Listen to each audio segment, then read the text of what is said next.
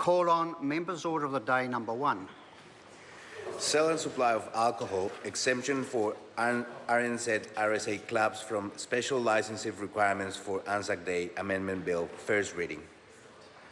Mr. Speaker. I call Paul Foster Bell. Mr. Speaker, I move that the Sale and Supply of Alcohol Act, exemption for RNZRSA clubs from special licensing requirements for Anzac Day Amendment Bill, now be read a first time.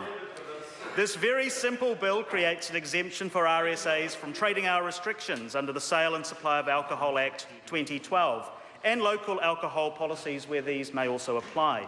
It does not seek to confer any additional rights to sell or supply alcohol beyond those which an RSA's licence would usually provide for. It simply removes the costs of up to $500 for special licences at the 181 clubs which serve around 105,000 RSA members nationwide, along with their families and wider communities. This is a measure, sir, which is very deliberately focused solely on the Royal New Zealand RSA and includes those RSA clubs which may be embedded within other clubs, as is the case in this region, sir, with the Petone Club. Sir, I may hold liberal views on alcohol licensing, but I'm very much more comfortable with a half day on Anzac Day prior to lunchtime being reserved as a day of national commemoration and sober and solemn observance than I am with restrictions on alcohol on other days. I am unapologetic that this bill does not apply more widely, for instance, to sports clubs, who still retain their current ability to apply for a special licence if they have a legitimate reason for doing so. It is also intended to apply only on the 25th of April, Anzac Day itself, not the Mondayised holiday. Mr. Speaker, it is ridiculous that RSAs have to pay for expensive special licences to serve a harmless tipple with gunfire breakfasts. The tradition of the gunfire breakfast following the dawn ceremony has been an integral part of Anzac Day since at least the 1920s, and the addition of a shot of liquor, often rum, to the coffee at that breakfast recalls the repast taken by the soldiers before battle. This is an important tradition and it should be preserved, not persecuted. We all know that the RSAs are highly trusted, often small and voluntary organisations which serve a very valuable role in our communities. They commemorate the military service and sacrifices of hundreds of thousands of New Zealanders over the past century. We owe so much to our veterans, our very lives and lifestyle and status as a free and democratic country in which it is the people who have the real power. So I am delighted that we've been able to progress this legislation today.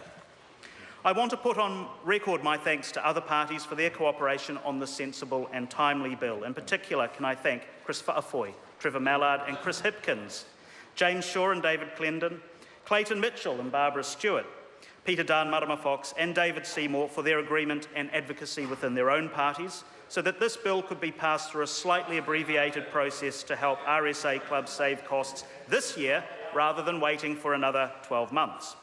Can I also pay tribute to the architect of the 2012 legislation, the Honourable Judith Collins, the current Minister of Justice, the Honourable Amy Adams, who's been an excellent sounding board and very generous in tasking her officials, the Leader of the House, the Honourable Jerry Brownlee, and the Minister of Veterans Affairs, the Honourable Craig Foss, for their support, the Chief Whip. Never forget the Chief Whip, Tim McIndoe, who has been very supportive, along with Nick Bryant, Anna Mitchell, James Christmas, Lieutenant Colonel Gerard Wood, Tim Workman, Logan Morton, Joshua Whitford, Beth McEwen, and my colleagues, Brett Hudson, Simon O'Connor and Scott Simpson, who have been particularly supportive of this bill.